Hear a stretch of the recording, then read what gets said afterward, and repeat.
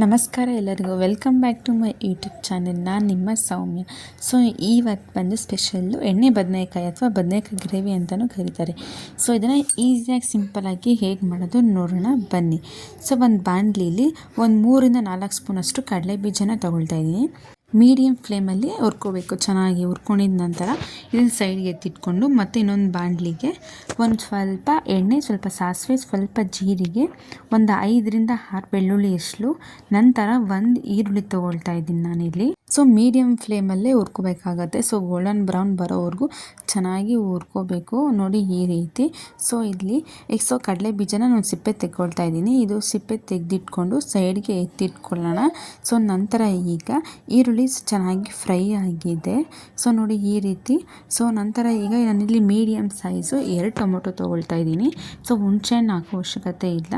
So ನೋಡಿ ಚೆನ್ನಾಗಿರುತ್ತೆ, ಒಂದ್ಸಲ ಟ್ರೈ ಮಾಡಿ ನೀವು. ಸೊ ನೋಡಿ ಮೀಡಿಯಮ್ 2 ಟೊಮೊಟೊ ತೊಗೊಂಡು ಹಾಕಿದ್ದೀನಲ್ಲ. ಸೊ ಮೀಡಿಯಮ್ ಫ್ಲೇಮಲ್ಲಿ ಇದನ್ನು ಅಷ್ಟೇ ಹುರ್ಕೋಬೇಕಾಗತ್ತೆ.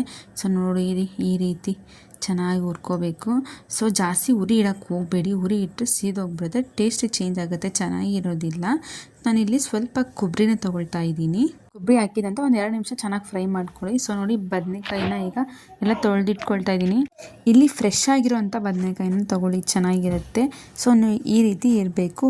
ಸೊ ನೀವು ಬಲ್ತೋಗಿರೋದು ತೊಗೊಂಡ್ರೆ ಚೆನ್ನಾಗಿರಲ್ಲ ಟೇಸ್ಟು. ಸೊ ನೋಡಿ ಹುರಿದಿಟ್ಕೊಂಡಿರೋ ಅಂಥದ್ದನ್ನೆಲ್ಲ ಜಾರಿಗೆ ಹಾಕ್ಕೊಳ್ತಾ ಇದ್ದೀನಿ. ಸೊ ನೋಡಿ ಈಗ ಕಡಲೆ ಬೀಜನೂ ಎಲ್ಲನೂ ಹಾಕು. ಸೊ ನಂತರ ಇದಕ್ಕೆ ಸಾಂಬಾರು ಪುಡಿ ಬಂದು ನಾನು 2 ಟೇಬಲ್ ಸ್ಪೂನ್ ಹಾಕ್ಕೊಳ್ತಾ ಇದ್ದೀನಿ. ಇದು ಒಂದೊಂದು ಸಾಂಬಾರು ಪುಡಿ ಖಾರ ಇರುತ್ತೆ, ಒಂದೊಂದು ಖಾರ ಇರೋದಿಲ್ಲ ಅಲ್ವಾ. ಸೊ ಇದು ಅಷ್ಟು ಖಾರ ಇಲ್ಲ, ಅದರಿಂದ ನಾನು 2 ಟೇಬಲ್ ಸ್ಪೂನ್ ಹಾಕ್ಕೊಳ್ತಾ ಇದ್ದೀನಿ. ನೀವು ಬೇಕಾದರೆ ಖಾರ ಜಾಸ್ತಿ ಇತ್ತು ಅಂದರೆ 1 ಟೇಬಲ್ ಸ್ಪೂನ್ ಹಾಕ್ಕೊಳ್ಳಿ. ಮತ್ತು ಸ್ವಲ್ಪ ಚಕ್ಕೆ ಹಾಕ್ಕೊಳ್ತಾ ಇದ್ದೀನಿ. ನಂತರ ಒಂದು ಸ್ವಲ್ಪ ಕೊತ್ತಂಬರಿ ಸೊಪ್ಪು. ಸೊ ಇಷ್ಟು ಹಾಕ್ಕೊಂಡು ನುಣ್ಣಗೆ ರುಬ್ಕೋಬೇಕಾಗತ್ತೆ. ಸೊ ನೋಡಿ ಈ ರೀತಿ ನುಣ್ಣಗೆ ರುಬ್ಕೋಬೇಕು.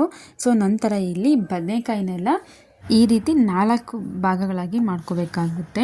ಸೊ ಎಲ್ಲ ಬದನೆಕಾಯಿನೂ ಮಾಡಿಕೊಂಡು ನೀಟಾಗಿ ಒಂದ್ಸಲ ಚೆಕ್ ಮಾಡ್ಕೊಳ್ಳಿ ಬದನೆಕಾಯಿನ.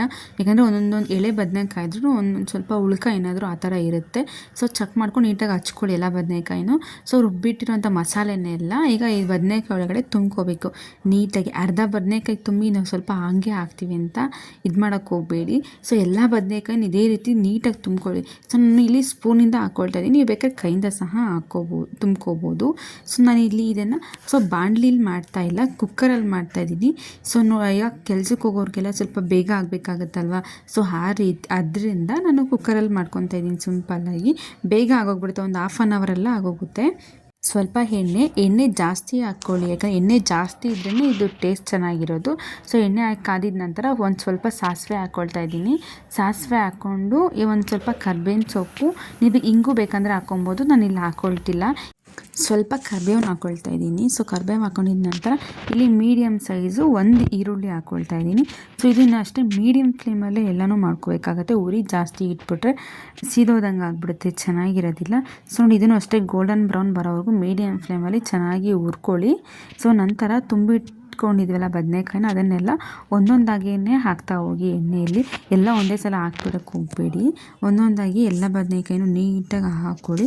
ಹಾಕ್ಕೊಂಡಿದ ನಂತರ ಅದನ್ನು ನಿಧಾನಕ್ಕೆ ಆ ಕಡೆ ಈ ಕಡೆ ಬದನೆಕಾಯಿನೆಲ್ಲ ನೀಟಾಗಿ ಹುರ್ಕೊಳ್ಳಿ. ಒಂದು 10 ನಿಮಿಷ ಚೆನ್ನಾಗಿ ಹುರ್ಕೊಳ್ಳಿ. ನೋಡಿ ಈಗ ಬದನೆಕಾಯಿಲಿರೋ ಮಸಾಲೆ ಎಲ್ಲ ಚೆನ್ನಾಗಿ ಬಿಟ್ಕೊಂಡಿದೆ.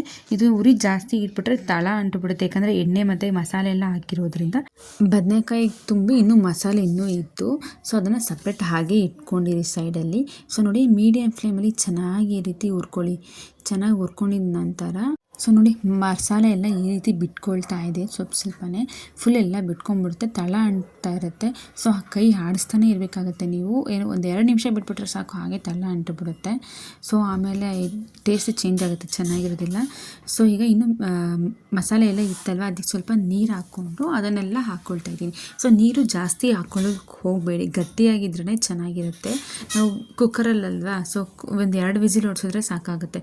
ಸೊ ನೋಡಿದ್ದು ಯಾವ ರೀತಿ ಇದೆ ಅಂತ ನೋಡಿ. ಇಷ್ಟೇ ನಾನು ಹಾಕ್ಕೊಂಡಿರೋದು, ನೀರು ಜಾಸ್ತಿ ಹಾಕಿಲ್ಲ. ಮಸಾಲೆ ಒಂದು ಗ್ಲಾಸ್ ಅಷ್ಟೇ ನೀರು ಹಾಕ್ಕೊಂಡಿದ್ದೀನಿ ನಾನು. ಹಾಕ್ಕೊಂಡಿದ ನಂತರ ರುಚಿಗೆ ತಕ್ಕಷ್ಟು ಉಪ್ಪು ಹಾಕ್ಕೊಳ್ಳಿ. ಉಪ್ಪು ಹಾಕ್ಕೊಂಡ್ಬಿಟ್ಟು ಕುಕ್ಕರ್ ಮುಚ್ಚಳ ಇಟ್ಟು 2 ವಿಸಲ್ ಹೊಡ್ಸ್ಕೊಂಡ್ರೆ ಸಾಕು, ಚೆನ್ನಾಗಿರುತ್ತೆ ಟೇಸ್ಟ್ ಮಾತ್ರ. ನೀವು ಒಮ್ಮೆ ಟ್ರೈ ಮಾಡಿ ನೋಡಿ. ಆಫೀಸ್ಗೆ ಹೋಗೋರಿಗೆ ಅರ್ಜೆಂಟಾಗಿ ಬೇಕು ಅನ್ನೋರೆಲ್ಲ ಮಾಡ್ಕೊಂಬಿಡ್ಬೋದು. ಸೊ 2 ವಿಸಲ್ ಅಷ್ಟೇ ಹೊಡ್ಸ್ಕೊಳ್ಳಿ, ಸಾಕಾಗುತ್ತೆ. ನೋಡಿ ಎಷ್ಟು ಚೆನ್ನಾಗಿ ಕಾಣಿಸ್ತಿದೆ ಅಲ್ಲ. ನೋಡಿ ಕುಕ್ಕರಲ್ಲಿ ಮಾಡಿದರೂ ಸಹ ಬಾಣಲಿಲಿ ಮಾಡಿರೋ ಥರನೇ ನೋಡಿ ಆಗಿದೆ. ಚೆನ್ನಾಗಿ ಬಂದಿದೆ. ಬದನೆಕಾಯಿ ಅಷ್ಟೇ ನೀಟಾಗಿ ಫ್ರೈ ಆಗಿದೆ. ಸೊ ನೋಡಿ ಹೀಗೆ ಆಗಿದೆ. ಈ ವಿಡಿಯೋ ನಿಮಗೆ ಇಷ್ಟವಾಗಿದ್ದರೆ ಪ್ಲೀಸ್ ಸಬ್ಸ್ಕ್ರೈಬ್ ಮಾಡ್ಕೊಳ್ಳಿ, ಶೇರ್ ಮಾಡಿ. Thank you.